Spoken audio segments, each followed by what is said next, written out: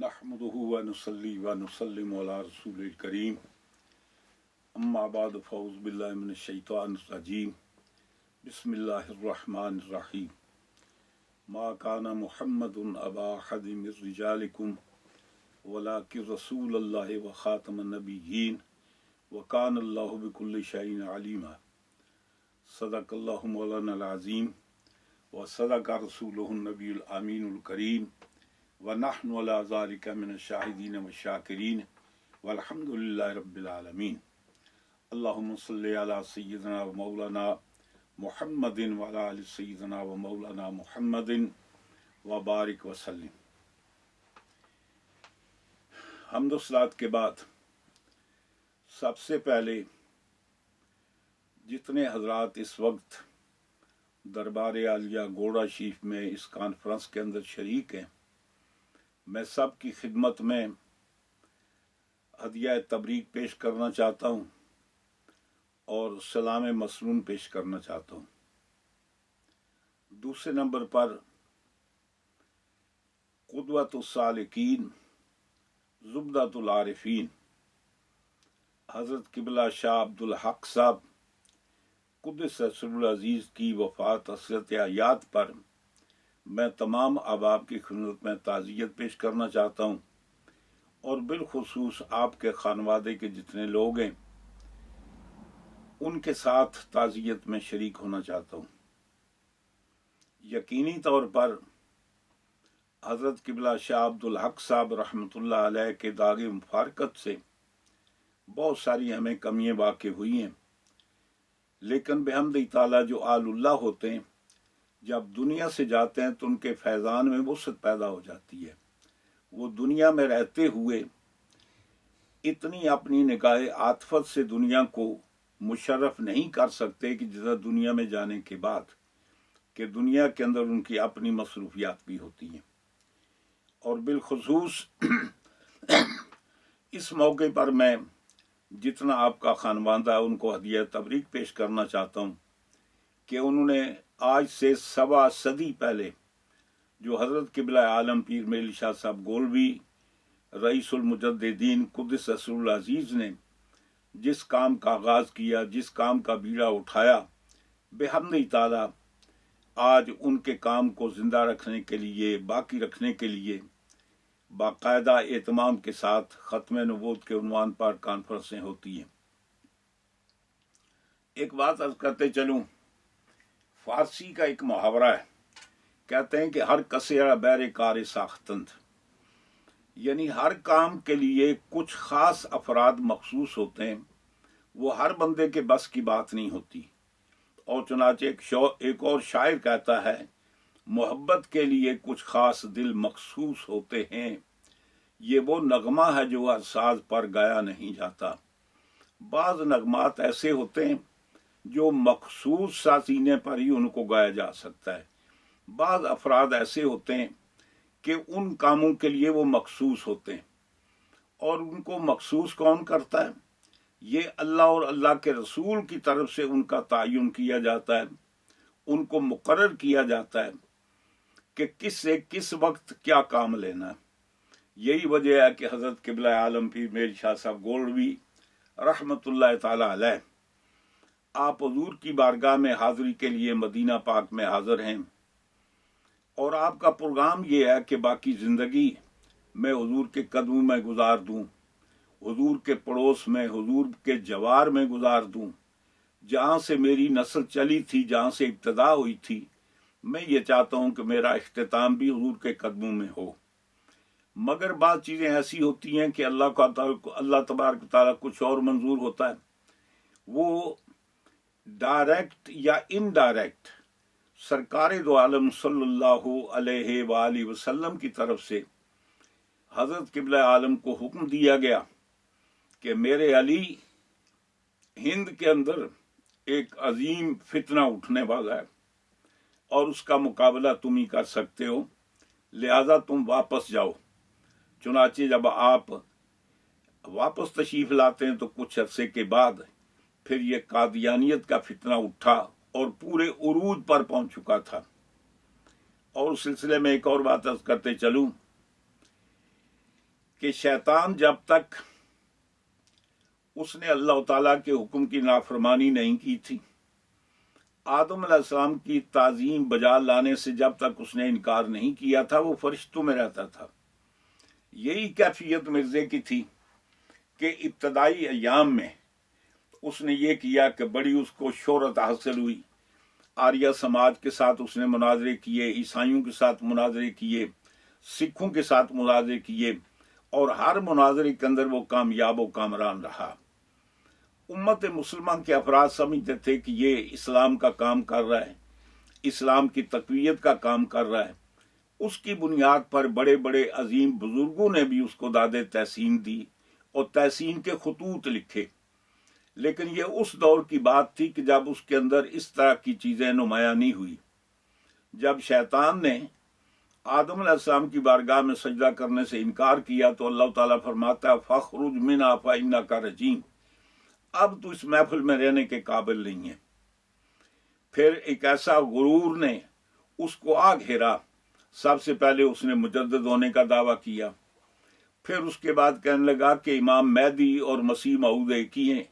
عیسیٰ علیہ السلام کا انتقال ہو گیا، میں ہی مطلب امام مہدی بھی میں ہوں اور مسیح موعود بھی میں ہوں۔ اس کے بعد پھر چلتے چلتے اس نے مستقل نبوت کا اعلان کر دیا، اور اس دوران جن لوگوں نے مخالفت کی اس نے بڑے بڑے اخبارات کے اندر اشتہار دیے، اشتہار چھپوا کر بڑے بڑے لوگوں کو چیلنج کیا کہ میرا مقابلہ کریں، میرے ساتھ مناظرہ کریں۔ اور اسی اثناء میں جب اس نے سیدنا عیسیٰ علیہ السلام کے بارے میں یہ خرافات بکے کہ عیسیٰ علیہ السلام کا انتقال ہو گیا اور ان کی قبر انور جو ہے وہ کشمیر کے اندر ہے، تو اس موقع پر حضرت قبلہ عالم رئیس المجددین حضرت قبلہ پیر سید میر علی شاہ صاحب رضی اللہ تعالی عنہ نے شمس الہدایہ اس کے رد میں لکھی، جس کے اندر آپ نے اس کے سارے دلائل کے پرخچے اڑا کر رکھ دیے اور یہ ثابت کیا کہ عیسیٰ علیہ السلام اسی دنیاوی زندگی کے ساتھ زندہ ہیں اور اسی زندگی کے ساتھ آسمان پر ہیں اور اسی زندگی کے ساتھ آپ دوبارہ تشریف لائیں گے۔ اس کے بعد پھر اس نے قبلہ پیر صاحب کو چیلنج کیا، تو اس وقت زمانہ یہ تھا کہ قادیان کے قریب بڑے بڑے علماء بستے تھے، ثناء اللہ امرتسری اور بڑے بڑے لوگ موجود تھے، مختلف مسالک کے لوگ موجود تھے، لیکن اس کا چیلنج کسی نے قبول نہیں کیا۔ وہ قبول کرنے والے حضرت قبلہ عالم پیر میل شاہ صاحب گولوی رحمۃ اللہ علیہ کی ذات سودہ صفات ہے۔ آپ نے مرزے کا چیلنج قبول کیا اور مناظرے کے لیے پھر آپ لاہور تشریف لے گئے۔ مرزے کو نہ مقابلے میں آنا تھا نہ وہ آیا۔ اللہ تعالیٰ نے اس کو وہ رسوائی دی کہ اگر مقابلے میں آتا تو اس سے بھی زیادہ رسوائی ہوتی۔ چنانچہ قبلہ عالم حضرت قبلہ پیر میل شاہ صاحب رحمۃ اللہ علیہ نے پھر اس کے رد میں، اس کی موجودگی میں اس کے رد میں کتاب لکھی سیف چشتی آئی، اور اس کے اندر آپ نے اس کے تمام دلائل کا رد کیا، جن آیات کو آپ نے غلط مفہوم کو ثابت کرنے کے لیے توڑ موڑ کر وہ پیش کرتا رہا، جو تفسیری اقوال ضعیف قسم کے پیش کرتا رہا، جن حدیث کے مضامین کو توڑ موڑ کر اپنے حق میں پیش کرتا رہا۔ حضرت قبلہ عالم نے بالاستیاب، یعنی اس کے شروع سے لے کر آخر تک ہر دلیل کا رد کیا اور اس پر ایسے استحالے نافذ کیے کہ آج تک دنیا قادیانیت ان اعتراضات کا جواب نہیں دے سکی جو قبلہ عالم پیر میل شاہ صاحب گولوی رحمۃ اللہ علیہ نے اس کی تردید میں، اس کے ابطال میں جو آپ نے دلائل پیش کیے اور اس کے دلائل کا رد کیا۔ یہاں ایک اور بات بھی عرض کرتے چلوں، بحمدہ تعالی اپنی ہمت اور بساط کے مطابق جتنے علماء کرام تھے، چاہے ان کا تعلق علماء اہل حدیث کے ساتھ ہو یا علماء دیوبند کے ساتھ ہو یا ان کا تعلق اہل تشیع کے ساتھ ہو یا ان کا تعلق اہل سنت کے ساتھ ہو، سب نے اپنی اپنی ہمت اور بساط کے مطابق قادیانیت کا رد کیا اور سرکار دو عالم صلی اللہ علیہ وسلم کی خاتمیت کو ثابت کیا، اور سب نے سیدنا عیسیٰ علیہ السلام کی حیات پر کثیر دلائل فراہم کیے۔ لیکن سوال یہ پیدا ہوتا ہے کہ بیشتر کتابیں جو لکھی گئی وہ مرزے کی موت کے بعد لکھی گئی، بہت کم ہے جو مرزے کے حیات میں لکھی گئی، اور وہ جو کتابیں لکھی گئیں بے شک اس کے اندر بڑا مفید مطلب مواد جمع کیا گیا، یعنی عیسیٰ علیہ السلام کے حیات پر جتنا ذخیرہ حدیث کے اندر حدیثیں ہیں وہ ساری جمع کر دی گئیں، وہ آیات جن سے عبارتاً یا اشارتاً یا دلالتاً یا اقتضاء النص کے طور اقتضاءً عیسیٰ علیہ السلام کے حیات ثابت ہیں، وہ آیات وہ تفسیر کے ساتھ انہوں نے درج فرمائیں، سب کچھ کیا، لیکن مرزے کا رد کسی نے نہیں کیا۔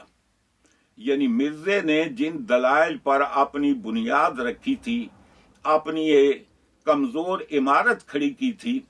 اس کے استدلال کا کسی نے رد نہیں کیا۔ حضرت قبلہ عالم پیر میری شاہ صاحب گولوی رحمۃ اللہ علیہ، آپ نے بجائے اس کے کہ آیات بہت ساری جمع کرتے، احادیث کا وہ جو اس باب میں آئی ہیں وہ ساری جمع کرتے، بلکہ آپ نے طریقہ یہ اختیار کیا کہ اس کے استدلال کا رد کیا، جہاں جہاں جو اس نے استدلال کیا تھا اس کے بطلان کو ظاہر کیا، اور ایسا خائب و خاسر کیا کہ بحمدی تعالیٰ قیامت تک اس کا وہ جواب دینے سے قاصر ہیں۔ تو میں یہ سمجھتا ہوں کہ حضرت قبلہ عالم پیر میری شاہ صاحب جو کام ہے یہ انہی کے حصے میں تھا اور وہی کر سکتے تھے، اور یہی وجہ ہے کہ اس کی بنیاد پر جتنے علماء تھے، جتنے مسالک تھے، چاہے ان کا تعلق علماء اہل حدیث کے ساتھ ہو، علماء دیوبند کے ساتھ ہو، علماء اہل سنت کے ساتھ ہو، یا اہل تشیع کے ساتھ ہو، سارے ان کی قیادت، ان کی سیادت پر متفق تھے، اور سب نے ان کو اپنا قائد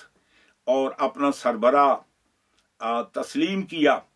اور سب ان کا ساتھ دے رہے تھے۔ لیکن اصل دولہ پاک جو اس میدان کے وہ حضرت قبلہ عالم پیر میر شاہ صاحب گولوی رحمۃ اللہ علیہ کی شخصیت تھی، اور آپ نے اس طریقے سے مرزائیوں کو رسوا کیا، انشاءاللہ قیامت تک کے لیے اب ان باتوں کا یہ جواب دینے سے قاصر رہیں گے۔ اس عنوان پر بہت ساری باتیں عرض کی جا سکتی ہیں، اس کے لیے طویل وقت درکار ہے کہ حضرت قبلہ عالم نے کس طریقے سے اس کے دلائل کا رد کیا اور کون کون سے دلائل فراہم کیے، اور اس کے لیے بالخصوص شمس الہدایہ اور سیف چشتیائی بغور کے ساتھ پڑھیں، اس کا مطالعہ کریں تو آپ کو پتہ چلے گا کہ وہ ہستی جو گولڑا شریف کے اندر مکین ہے وہ کئی صدیاں پیچھے چلے جائیں تو اس مقام کا نہ تو آپ کو عالم ملے گا، نہ اس درجے کا صوفی ملے گا، نہ اس درجے کا نسب کے اعتبار سے کوئی بندہ آپ کو ملے گا۔ وہ کمال آپ نے کیا، اور جتنا ہو سکے ان کی بارگاہ میں خراج عقیدت پیش کیا جائے وہ کم ہے۔ میں یہ سمجھتا ہوں کہ اس کام جو آستانہ عالیہ سے شروع کیا گیا، میں یہ سمجھتا ہوں کہ اس کو ہر سال لگاتار کانفرنسیں ہونی چاہیے، اس عنوان پر مقالے لکھے جائیں، اور باقاعدہ طور پر ان کو کانفرنس کے بعد کتابی صورت میں چھاپا جائے، اور کوشش کی جائے کہ آپ کا لٹریچر جو ہے اس کو عام کیا جائے، جو آنے والی نئی نسل ہے اس کو پہنچایا جائے کہ ہمارے اسلاف نے کیا کام کیا اور ان کا کیا مقام تھا اور کیا کردار تھا۔ اللہ اپنے حبیب الحبیب صلی اللہ علیہ وسلم کے صدقے، اب چونکہ گزارش یہ ہے کہ میری عمر بھی اتنی نہیں ہے اور صحت بھی مناسب نہیں ہے، اس لیے اور وقت کے اندر بھی اتنی وسعت نہیں ہے، ورنہ میرا دل یہ چاہتا تھا کہ بڑی تفصیل کے ساتھ قرآن و حدیث کی روشنی میں، دلائل کی روشنی میں مرزے کے دعاوی کا رد کیا جائے، اور ان دلائل کی روشنی میں جو قبلہ عالم پیر میر شاہ صاحب گولوی رحمۃ اللہ علیہ نے اپنی کتابوں کے اندر مرحمت فرمائی ہیں۔ اللہ اپنے حبیب کے صدقے اس آستانہ عالیہ کو تا قیام قیامہ اللہ تعالیٰ اس کو قائم و دائم رکھے، آپ کے فیضان کو اللہ تعالیٰ قیامت تک جاری و ساری رکھے، اور میری دعا ہے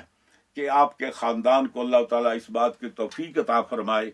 کہ علمی طور پر بھی ان کا مسند خالی نہیں ہونا چاہیے، بلکہ باقاعدہ طور پر جو آپ نے علمی کام کیا اس کو بھی جاری رکھنا چاہیے۔ اللہ اپنے حبیب کے صدقے میں میری اس پیغام کو، حاضری کو اللہ تعالیٰ قبول فرمائے۔ سبھی حضرات کی بارگاہ میں سلام عقیدت پیش کرتا ہوں، سلام نیاز پیش کرتا ہوں، اور یہ بھی درخواست کرتا ہوں